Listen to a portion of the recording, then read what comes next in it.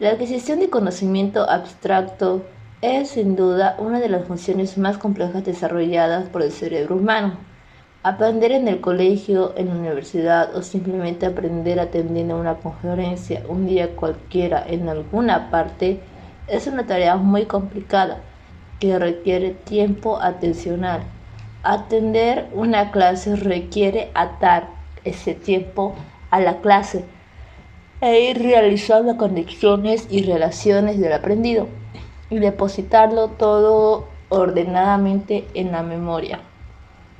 Junto a esto hay algunos otros requerimientos como un soporte emocional que de alguna manera y quizá de modo adelantado e inconsciente permita esperar un aplauso o un reconocimiento por aquello que se ha aprendido, sea sobre lo nuevo escuchado en la clase, el éxito en los exámenes, el éxito social o desde luego en los niños, el aplauso de los padres cuando al regresar a casa traen el dibujo o la redacción realizada y les cuentan todos los aconteceres de ese día en el colegio. Estas funciones son difíciles, pues requieren no solo la avivación de los procesos de aprendizaje en memoria, sino también la inhibición mental de todos aquellos pensamientos o emociones que saltan constantemente a la mente y la distraen. De hecho, se estima que para una buena concentración atencional tenemos que, de modo temporal, inhibir el 99% de todo aquello que normalmente pensamos o entra a nuestro cerebro y solo prestar atención al 1% de ello.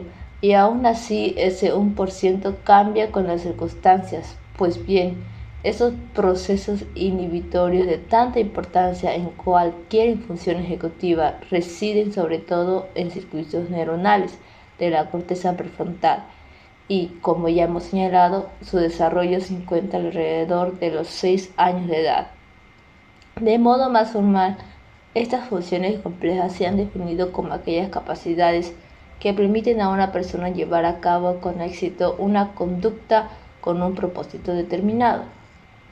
Y esto es lo que sucede máximamente en los adultos.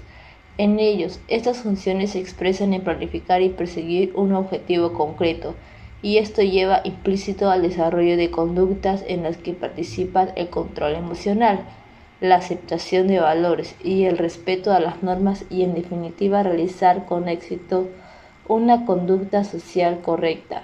Por eso estas funciones se conocen también como funciones de autocontrol o control cognitivo de uno mismo. Es decir, en esencia son conductas que refieren a toda aquella actividad cerebral que implica lo que entendemos por ética. Hoy sabemos que en gran medida todo ello depende, tras recibir una sólida educación, del funcionamiento correcto de diferentes áreas de la corteza prefrontal. Precisamente por eso, una buena educación desde el mismo nacimiento y que ya se exprese y se refuerce en el colegio puede presidir las cualidades intelectuales y morales de un niño para cuando sea adulto, esto es, predecir el posible éxito o fracaso social de ese niño. Como acabo de señalar, el desarrollo de estas funciones de conductas complejas, y aun cuando bien pudieran tener una predisposición marcada genéticamente en algunos niños, se aprende ya en los primeros años en el entorno familiar y desde luego después en el colegio. Dejen que les ponga un ejemplo sencillo que revela cómo la capacidad de autocontrol, que es predictiva, ya existente en los niños, ya habla de su posible éxito social futuro. A un grupo de niños a los que se les dijo que podrían coger caramelos del montón que se puso a su alcance, se les dieron dos posibilidades: una que podían coger un caramelo de inmediato y otra que, si eran pacientes y aguardaban a que volviera el profesor que iba a salir de clase, podrían coger 2 caramelos en vez de uno. Unos de ellos, la mayoría, prefirieron coger el caramelo de inmediato. Otros, la minoría, aguardaron el regreso del profesor, en cuyo caso obtuvieron los 2 caramelos prometidos.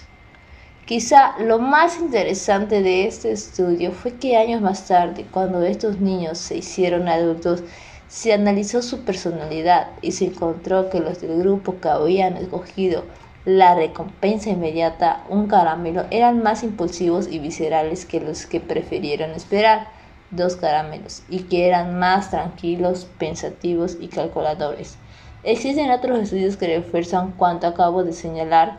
Por ejemplo, en uno de ellos, que siguió 1000 personas desde el nacimiento hasta los 32 años, se mostró que los niños cuyos padres y maestros clasificaron ya entonces de poseer un buen autocontrol, luego resultaron ser los que en porcentaje menos abandonaron los estudios en la escuela secundaria.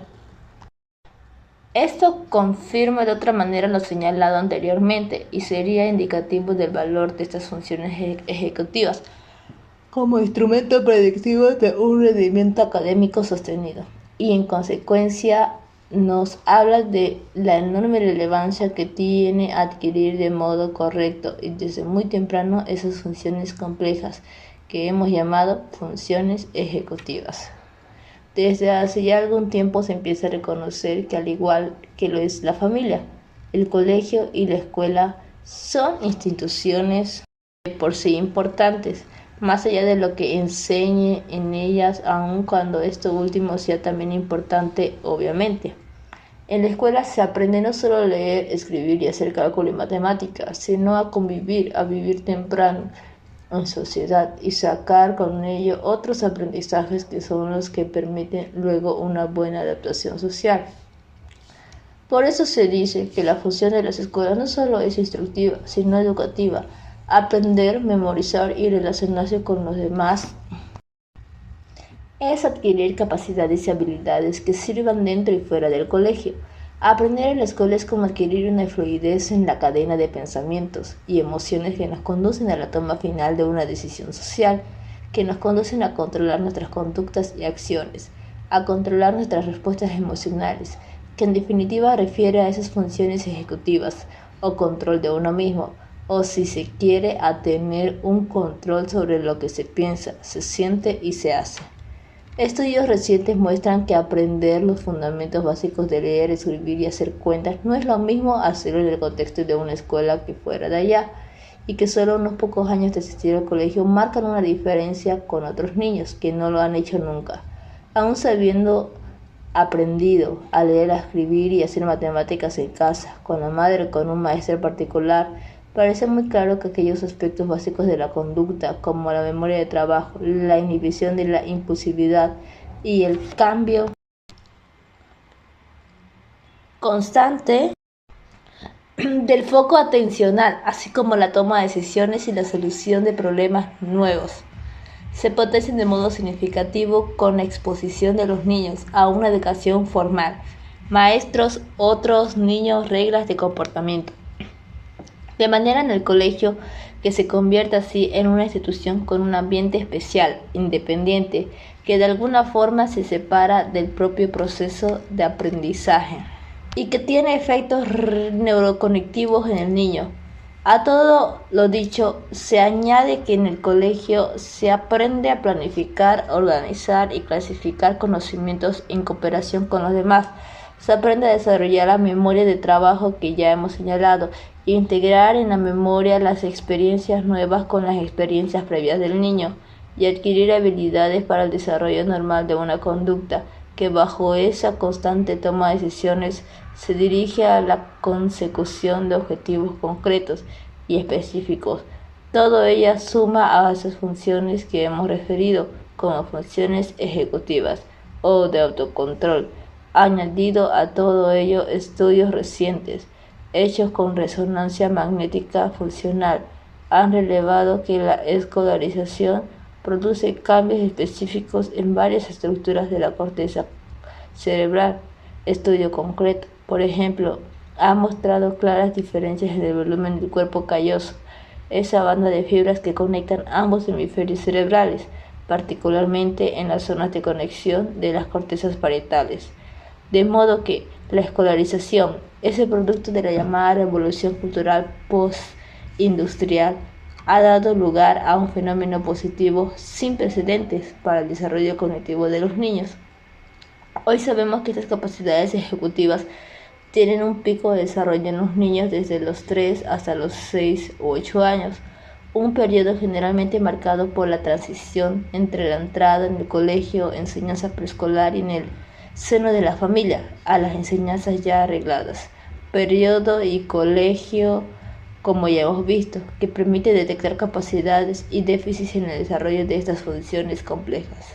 Hay un método que se utiliza para medir estas funciones ejecutivas, el DSSS, Dimension Shanghai Card Sort.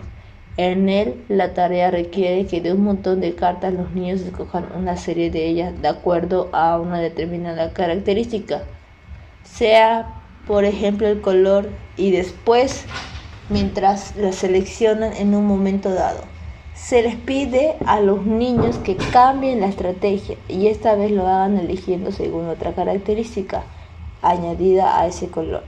Por ejemplo, una cierta forma de la carta. Pues bien, en este estudio se comprobó que existen dos grupos de niños diferentes y bien definidos: aquellos con capacidades de cambiar sin problema, de solo escoger acorde a una característica, hacerlo con dos, aquellos otros que mostraron dificultad o lo hicieron muy despacio o se equivocaron más cuando cambiaron a elegir siguiendo dos características.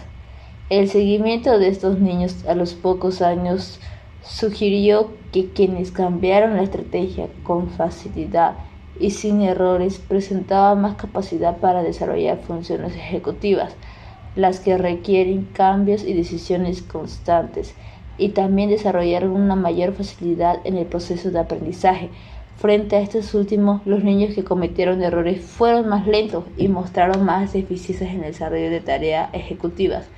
Se ha especulado que estos hallazgos podrán conducir a diseñar tratamientos conductuales tempranos para mejorar las destrezas en los niños. Otro estudio interesante que directamente ilustra los efectos de educación emocional y la interacción social de los niños en el colegio es el que se hizo con niños de 8 años que estaban internados en un orfanato en Bucarest, Rumania. Este estudio contó con dos grupos de niños. El primero de ellos se puso en el programa de ayuda emocional intensa, afecto y empatía, y el segundo no. Al estudio se añadió un tercer grupo de niños de la misma edad, no pertenecientes al orfanato, y que seguían sus enseñanzas regladas en un colegio. Pasado el tiempo del programa de tratamiento, todos los niños realizaron un test muy sencillo, consistente en sentarse delante de un panel que contenía dos pequeñas ventanas iluminadas con luz neutra y un botón. La tarea que se explicó a los niños consistía en apretar el botón situado en el panel delante de ellos cada vez que la luz de una de las ventanas se encendía del color verde, pero no hacerlo así. Paralelamente a la luz verde se encendía una luz roja en la otra ventanita. Esta es una tarea que requiere de una atención constante y sostenida, y también de ejecutar o inhibir una conducta, funciones intrínsecas y toda función ejecutiva.